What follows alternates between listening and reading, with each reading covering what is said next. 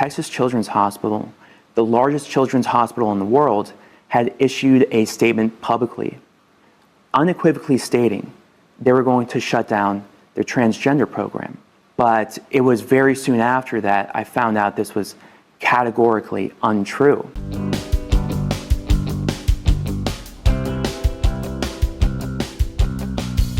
Welcome to my channel, Outspoken Samantha. If you are new here, welcome. I appreciate you clicking on the video to watch it. And since you are here, I would love it if you would help me to grow this channel and hit that subscribe button now.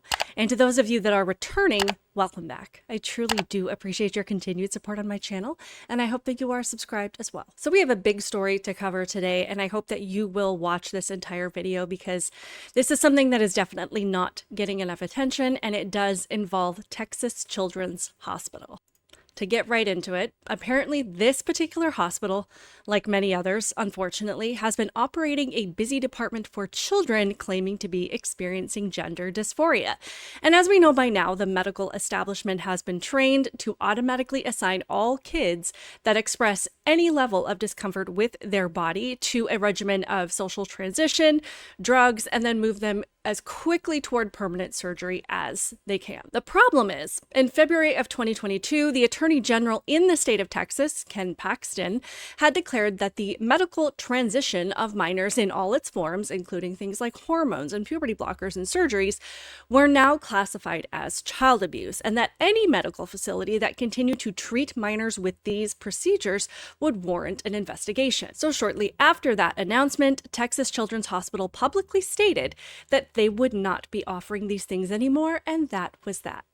Or so we thought. So according to a very in-depth article by Christopher Rufo, who has been following this situation for over a year, though Texas Children's Hospital publicly promised to cease their administration of drugs and sex change operations for children, also known as gender affirming care, a whistleblower stepped forward to expose that this medical facility has been going full steam ahead with their sex change operations for kids and have been hiding their activities this whole time, despite the additional fact that they hadn't been advertising these things on their websites since the public statement that they weren't going to do it anymore, which is a significant point that we will come back to in a little bit. Now, initially, Rufo said that the source for his story was anonymous, and he confirmed that the information that was provided to him had patient names and identifying information redacted, so as not to violate patient privacy laws, but to also provide enough evidence to confirm the legitimacy of the claims that this was still happening. As we all know, it would be a pretty hefty allegation to make to accuse an entire department of a hospital of lying, so of course, significant evidence would be needed. Since then, the whistleblower has come forward and made his identification known, and it is a doctor by the name of Dr. Eitan Haim. And also, unsurprisingly at this point, the Biden administration is abusing the DOJ and the FBI, who have been sent to go after Dr. Haim. Not the children's hospital that blatantly lied to the public about the things that they were doing to children, but to go after the doctor who reported operations that were happening secretly and illegally to the public. 4 felony charges. Nate Foy is in Houston. He's got more on this for us. And Nate, what are you learning ahead of today's arraignment? Well, Sandra, for the first time, the U.S. Attorney's Office for the Southern District of Texas is commenting on the indictment of Dr. Eitan Haim, who is set to appear in federal court here in Houston at 3 o'clock Eastern time, so under an hour and a half from now. So Dr. Haim is facing 4 felony charges related to HIPAA violations after he released redacted records claiming to show a secret and illegal transgender medicine clinic for kids at Texas Children's Hospital. Now, according to the U.S. Attorney's Office, quote, the 4-count indictment alleges Haim obtained personal information, including patient names, treatment codes, and the attending physician from Texas Children's Hospital's electronic system without authorization. He allegedly obtained this information under false pretenses and with intent to cause malicious harm to Texas Children's Hospital. Now, Fox News reached out to the hospital for comments. So far, we haven't heard back. Dr. Haim claims the hospital continued performing transition procedures for kids after its CEO claimed the clinic shut down. So apparently these doctors believe that obtaining the information of their illegal and secret operations was meant to cause more harm than their own actions of carrying out secret and illegal operations. Thankfully, Dr. Haim is not backing down, nor does he believe that the charges being thrown at him have any weight to them. But it doesn't end there. While Dr. Haim's situation has been going on for over a year, just recently, another whistleblower came forward from the same department. A nurse that had participated in these illegal treatments was a woman named Vanessa Sivadge. Now, initially, like most medical professionals who engage in these practices, she probably believed that what these kids were claiming about their health and identities was legitimate and that she was saving lives. However, after a while, Sivadge caught a big case of conscience, something that is virtually non-existent in far too many medical professionals these days. And it hit her one day that what she was doing seemed to not only be going against her medical oath to do no harm, but that what she had been led to believe about this area of medicine was questionable, to say the least. According to this post by Christopher Rufo, he says Vanessa Sivadge is a registered nurse at Texas Children's Hospital who has worked extensively with the hospital's transgender patients. She taught a child how to inject sex change hormones. Then she realized she was participating in deeds of evil and darkness. And in this article, again by Chris Rufo, she does go into detail about some of her personal experiences. It says, Sivadge soon had seen enough. She read my investigative report exposing Texas Children's sex change program, which relied on testimony from Dr. Haim, and reached out to share her own observations. She says, I work very closely with this provider, Dr. Richard Roberts. I've been in the room with him when he speaks with these patients, she told me in an interview. Dr. Roberts is extremely encouraging of their transition and will essentially do whatever he can to make sure that they are happy, at least externally happy, because I'm absolutely certain that they are not internally happy. He's very accommodating. He does whatever they want. Essentially, there is no critical analysis of the process. In Sivadge's view, Roberts and other providers were manipulating patients into accepting gender-affirming care. When parents objected, the doctors bulldozed them, she claims. Some families, she believed, feared that the hospital would call Child Protective Services if they dissented. Not only that, after doing some digging, Sivadge found that many of these treatments were likely illegally being billed to Medicaid. Further in the article, it says, Sivadge's duties as a nurse included providing medication refills and working with doctors to provide parents with information about treatment plans, scheduling, and diagnostics.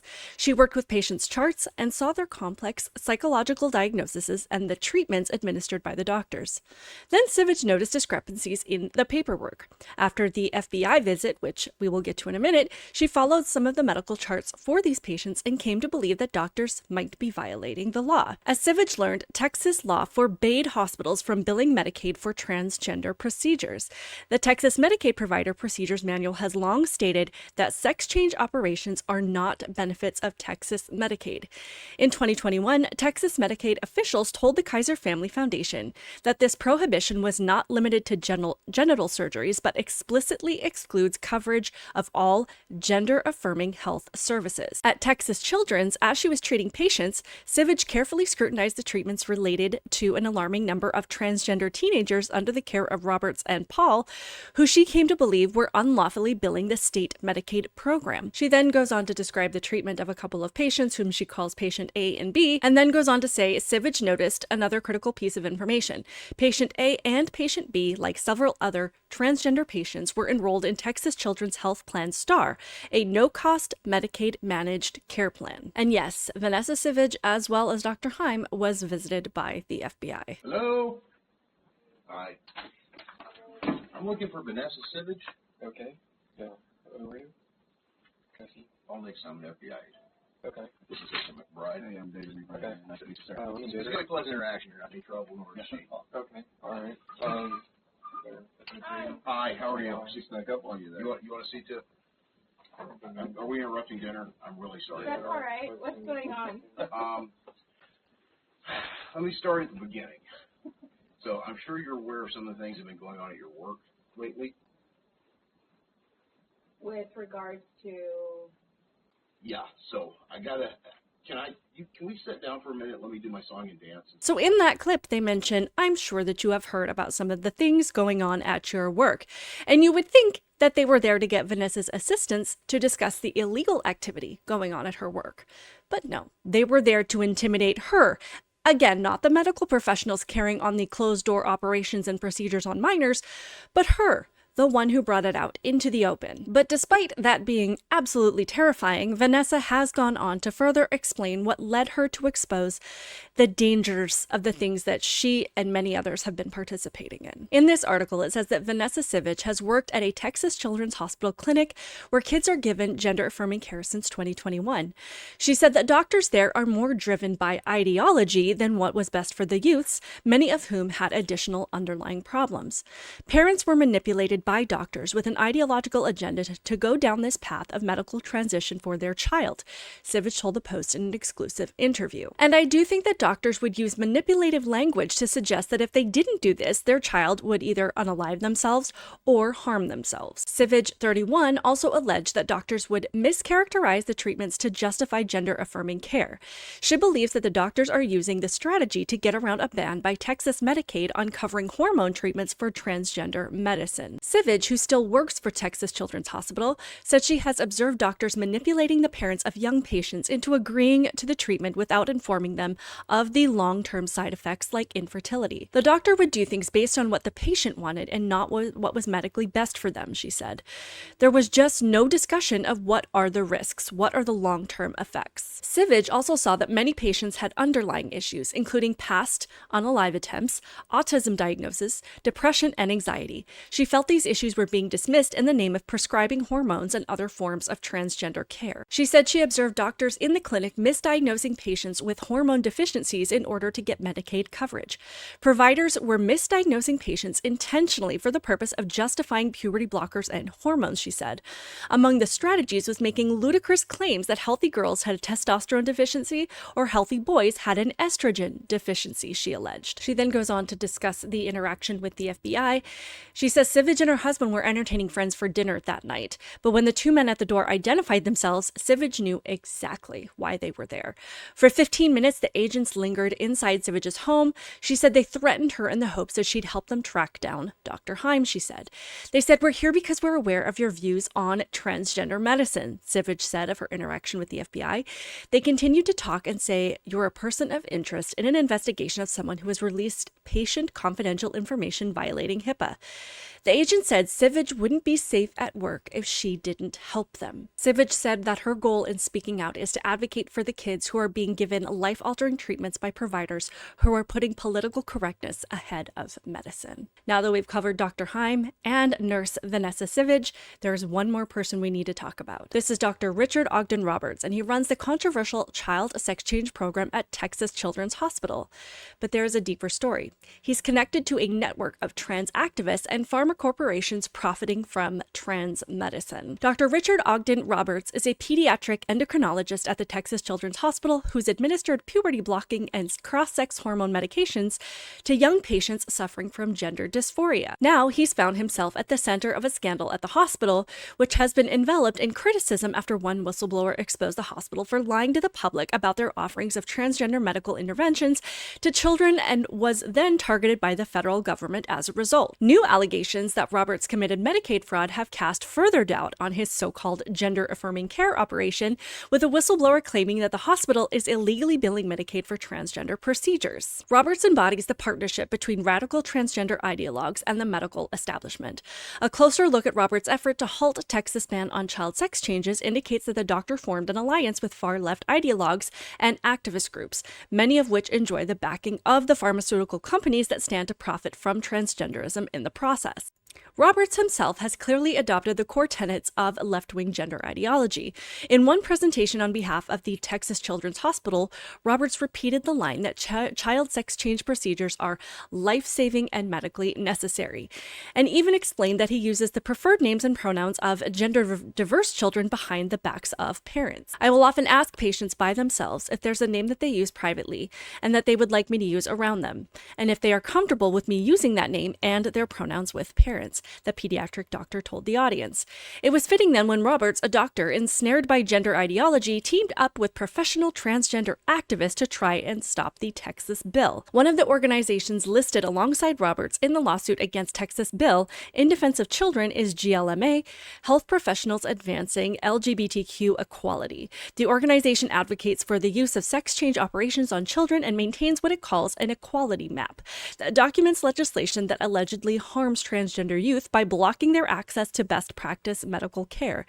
GLMA counts Roberts as one of its members, indicating that the embattled doctor pays annual membership dues to the transgender activist organization. Let's remember this is the doctor at the head of these secret operations that have been going on for over a year now.